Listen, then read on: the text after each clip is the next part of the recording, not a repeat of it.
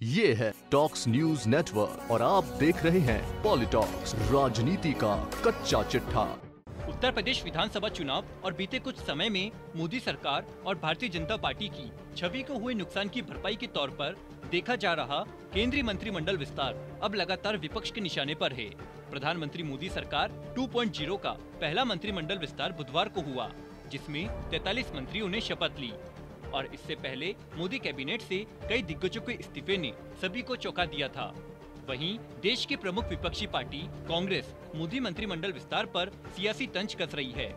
कांग्रेस के पूर्व अध्यक्ष राहुल गांधी ने तंज कसते हुए कहा है कि क्या इस विस्तार से वैक्सीन की कमी पूरी होगी।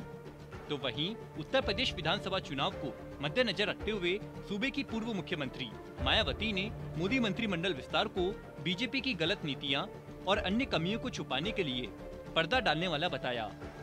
मोदी मंत्रिमंडल के विस्तार को लेकर कांग्रेस लगातार केंद्र सरकार पर हमलावर है। कांग्रेस से वायनाड सांसद एवं पूर्व राष्ट्रीय अध्यक्ष राहुल गांधी ने मोदी मंत्रिमंडल पर ट्वीट करते हुए तंज कसा है।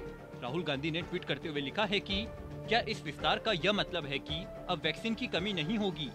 आपको बता दें, इससे पहले बढ़ती महंगाई और पेट्रोल डीजल की बढ़ती कीमतों को लेकर राहुल गांधी ने ट्वीट करते हुए लिखा था कि आपकी गाड़ी चाहे पेट्रोल पे चलती हो या डीजल पे, मोदी सरकार टैक्स वसूली पे चलती है। वहीं केंद्रीय मंत्रिमंडल के विस्तार और मंत्रालयों में बदलाव को लेकर बहुजन समाज पार्टी की प्रमुख मायावती ने प्रधानमंत्री मोदी पर हमला किया है।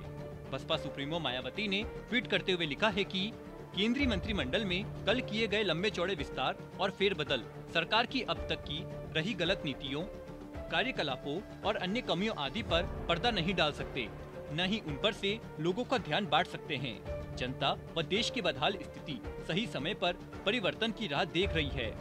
अपने अगले ट्वीट में मायावती ने लिखा है कि यूपी की भाजपा सरकार भी यहां जनहित और जन कल्याणकारी के सभी मोर्चे पर अधिकांश विफल ही रही है और कोरोना प्रकोप में तो इनकी नीति व कार्यशैली तथा इनके अन्य हवाई वादों व घोषणाओं आदि से यहाँ की समस्त जनता काफी दुखी है।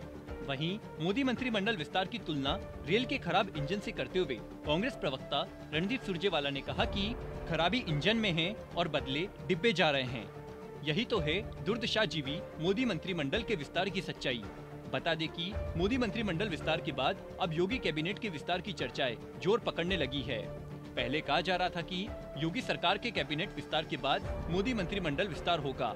इसी बीच मोदी शाह ने पार्टी की कम होती साख को फिर से संभालने का जिम्मा उठाते हुए नए मोदी मंत्रिमंडल का विस्तार किया है और युवा चेहरों को कैबिनेट में जगह दी है। यह कैबिनेट विस्तार आने वाले उत्तर प्रदेश विधानसभा चुनाव के नजरिए से भी महत्वपूर्ण माना जा रहा है।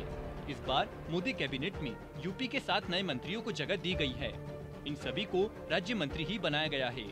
खीरी से सांसद अजय मिश्र टेनी और राज्यसभा सांसद BL वर्मा को गृह मंत्री अमित शाह ने अपनी टीम में शामिल किया है।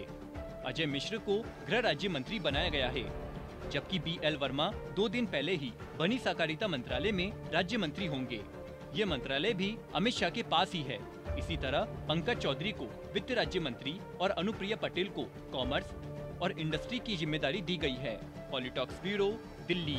ये है टॉक्स न्यूज नेटवर्क और आप देख रहे हैं पॉलिटॉक्स, राजनीति का कच्चा चिट्ठा।